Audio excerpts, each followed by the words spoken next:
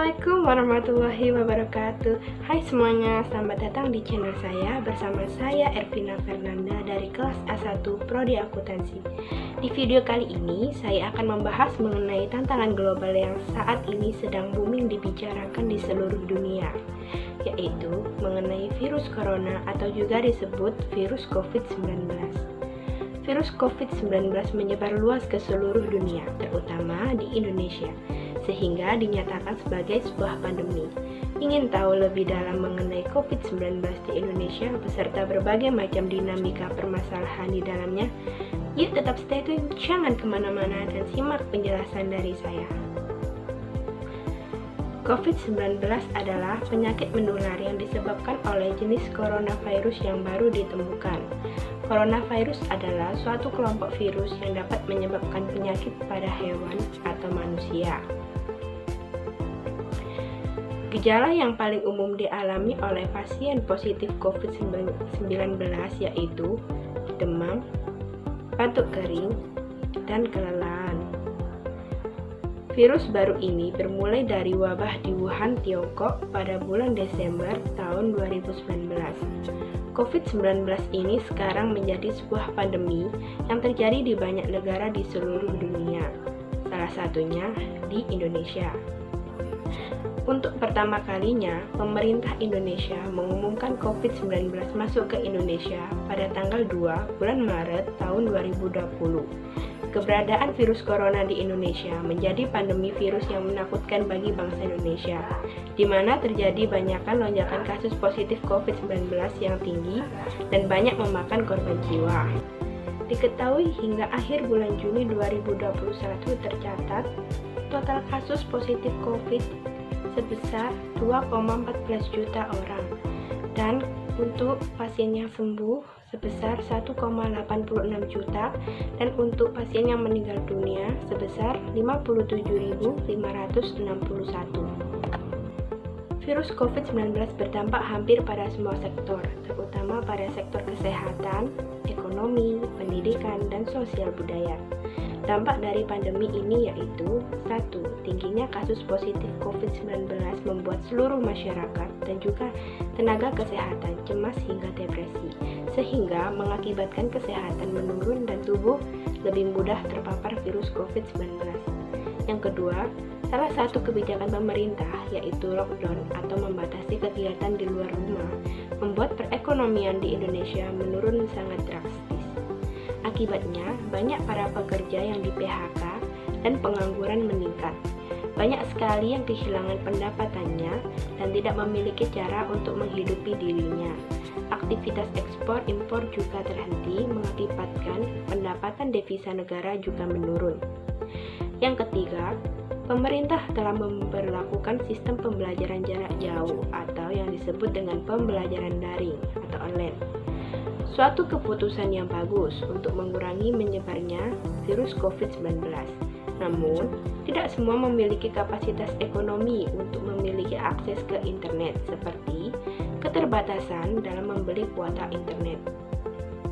Yang keempat, perubahan pola pikir serta sikap masyarakat dalam kehidupan sehari-hari untuk menjalankan protokol kesehatan, seperti menggunakan masker, selalu mencuci tangan dengan sabun atau hand sanitizer, tidak berkerumunan, menjaga jarak, dan menghindari sentuhan fisik secara langsung sudah menjadi kebiasaan sehari-hari untuk saat ini. Yang kelima, pandemi ini melumpuhkan berbagai aktivitas masyarakat, seperti kegiatan ibadah bersama, acara pernikahan, kegiatan di pusat perbelanjaan, kegiatan berlibur, bahkan hari-hari besar umat beragama pun terbatas untuk dilakukan. Dari pandemi ini, muncul banyak ancaman yang dapat memecah belah rasa solidaritas dan persatuan bangsa Indonesia. Banyak masyarakat yang mengutamakan keselamatannya karena merupakan sebuah kelaziman. Tetapi, tidak sedikit juga oknum yang mengutamakan keselamatannya dengan menghilangkan sifat kemanusiaannya. sebagian masyarakat lain masih ada yang menerjemahkan physical and social distancing ini secara berlebihan sehingga memunculkan provokasi seperti peristiwa dikucilkannya pasien yang terpapar COVID-19 dan menolak dikuburkannya jenazah yang terpapar virus COVID-19 karena dianggap aib sehingga keberadaannya ditolak oleh oknum masyarakat merupakan fenomena sosial yang begitu menyakitkan serta menjadi catatan kelam bagi keberlangsungan hidup bangsa ini.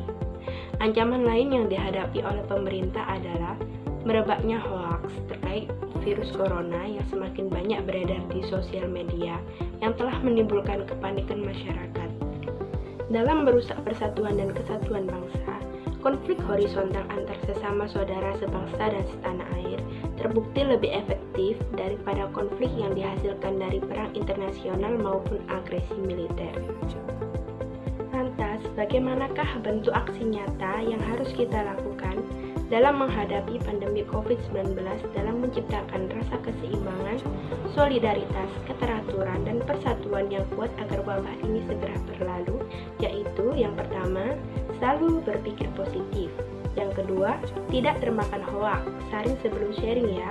Yang ketiga, bersama-sama kita saling memberikan semangat kepada seluruh masyarakat, bisa melalui sosial media, dan membantu memutus rantai penyebaran virus COVID-19 dengan tetap mematuhi protokol kesehatan.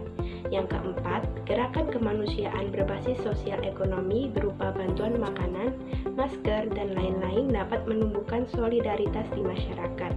Yang kelima, meski kita semua menjadi korban, namun alangkah baiknya kita bersedia membantu orang lain seperti gotong royong, empati, dan solidaritas yang tinggi. Menanggapi permasalahan tersebut, menurut saya, lama-kelamaan masyarakat Indonesia mulai bisa menerima adanya virus COVID-19 dan mulai terbiasa dengan keadaan pandemi saat ini. Pandemi ini tidak hanya mendatangkan sisi buruk saja, akan tetapi juga mendatangkan sisi baik. Seperti kita lebih menjaga kebersihan dan kesehatan diri, menerapkan pola hidup sehat, lebih banyak berkumpul dengan keluarga, lebih sering membeli produk lokal yang membuat kita lebih mencintai tanah air. Dan jangan lupa untuk saling tolong-menolong, memberi semangat kepada semua, karena perbuatan baik sekecil apapun akan selalu bermakna pada hati seseorang. Tetap stay safe semuanya, jangan lupa untuk patuhi protokol kesehatan dengan gerakan 5M. Yang pertama yaitu memakai masker, seperti yang saya contohkan. Yang kedua, mencuci tangan dengan menggunakan sabun dan air yang mengalir.